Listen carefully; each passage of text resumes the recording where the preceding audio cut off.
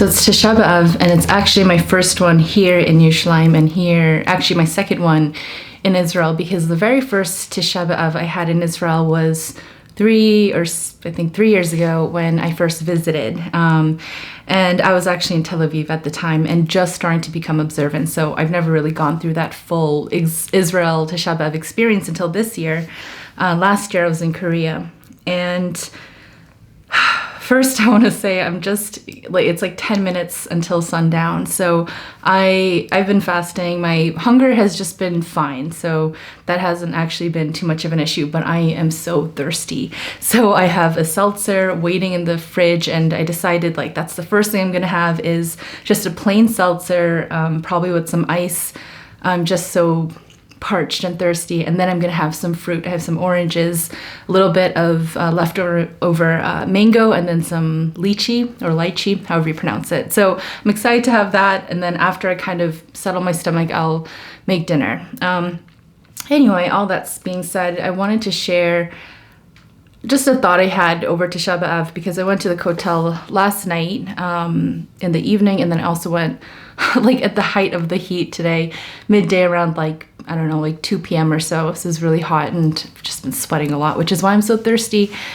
But anyway, something that continues to strike me, and it was honestly since my very first trip to Israel, and this is before I was observant, before when I was just starting to take all this on more earnestly. And one of the most striking things of my very first experience going to the Kotel, it's the holiest site, the holiest place on earth. It's supposed to be this magical, amazing, powerful experience. And the thing that struck me so much my first time I went was just how unholy it felt. And I'm sorry to say that, because I know that may be offensive to some people. And honestly, I've had this whole relationship, this whole growing into my experience, my understanding of the Kotel and what it means, not just to me on a personal, spiritual level, which is where I feel like I'm still growing into, to be honest, but in terms of what it means to Am Yisrael and what it means to the world. And so the latter has been more my connection with the Kotel, feeling that it's just this profound place of holiness in terms of the holiness that people bring to it. And, you see, it's called also the Wailing Wall. People cry there, they're pouring out their hearts, they put notes on the wall, there's just so much high emotion from the people individually and so much collectively, not to mention geopolitically and all of that stuff. But anyway, when I went there the first time, I was just struck by how I had this image of what a holy site, should be in terms of how it's revered and respected and honored. And when I went there, it felt very much like this very, it is a very touristy place.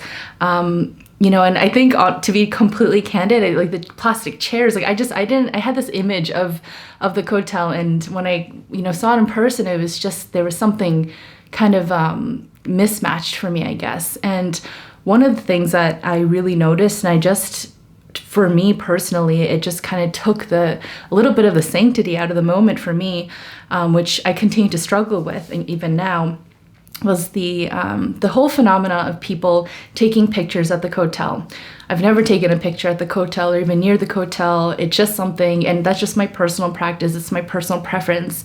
For me, when I go there, I'm there to be present, to be with the people, with the environment, to be with Hashem, to connect, which I believe you can do absolutely everywhere and anywhere, whether you're at the supermarket or at the Kotel. So that's my own thing, where I don't feel like I need to be at the Kotel to feel any heightened sense of spirituality. I feel it. If I had to pick a place, honestly, I feel it mostly in my home, where I feel more intimate and close with Hashem. But I really do try to carry that with me everywhere. So for me, when I see people taking photos at the Kotel, to be candid, in my earlier experience, my first experience, I was coming from it a little bit judgmentally. I was thinking how can people be doing that and, kind of missing the presence, the experience itself. And that's kind of my beef with just social media and in general. If you notice, I don't really post on Instagram. I kind of have this more curated feed, and I haven't even posted there for maybe at least a year. I really try to be present in my everyday experiences, and I try not to take my phone and social media into it with me. I feel like that just completely destroys a moment. And again, that's my personal preference. But anyway, just seeing people taking like selfies and just kind of like turning, like I don't turn my back to the wall, for example, and like people turn their back and like kind of like do a little fashion-y pose, and like I just something about that is just, there's like a dissonance for me. And while I've come to appreciate, I've grown a lot in the last 3 years. Even my very first video on here was like about sneut. It's actually one of my highest videos, I think, but I was a little bit judgy in that video, to be honest, and that's the learning curve. That's part of being, not just a convert, but I consider myself really more like a balat tshuva. So it's like you go through that very overzealous, jealous for Hashem kind of phase, and then you kind of chill out. And I think I'm, hopefully, B'ezrat Hashem, I'm there at that more chilled out version. So I think I can see things with a little bit more love and a little bit more open perspective. So it's not that I'm judging people, and I understand that there's that kind of disconnect where for some people it is more important that they take that photo and have it on their Facebook, profile picture, so people can see that they went to the Kotel and had this amazing trip in Israel and all that. And, honestly, that's actually kind of beautiful too in its own way, because the fact that that's something that's prized as a photo is also a very wonderful, beautiful thing, rather than having like a picture with a celebrity or whatever other, thing people like to show off. So on the one hand, there's a beautiful aspect to it, but when we think about the temple returning, it's really not just this building. It's about the Shechinah. It's about the divine presence of Hashem returning to the earth. And of course, it has actually never left us. It's that we can't access it, that we can't see it, that we don't have that consciousness, that real spiritual awareness that the Shechinah is here, that we're part of it, that this is like an immersive experience of the Shechinah.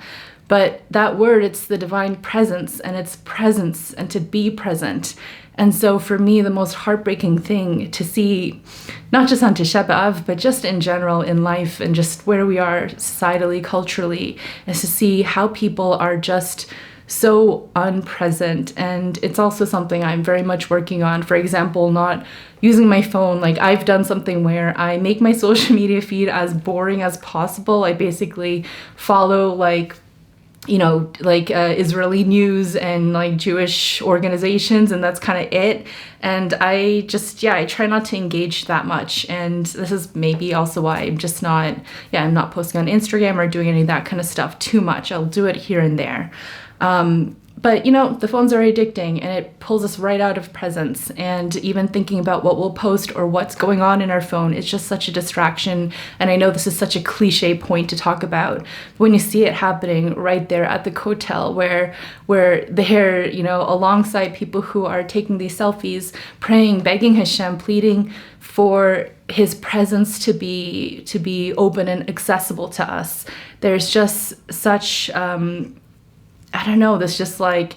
this poetic, maybe this poetic, kind of clash between these two desires. So I don't know where I'm going with that. I just wanted to leave that as food for thought.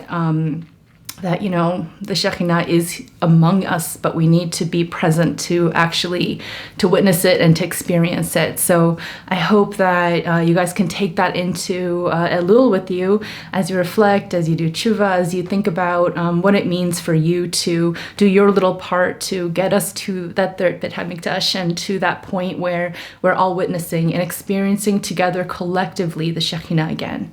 So that's all I want to say. I will not greet you goodbye since it is still Tisha B'Av, and I cannot wait to have my beverage and just eat my fruit and just probably take a shower after that too. Anyway, I will see you later.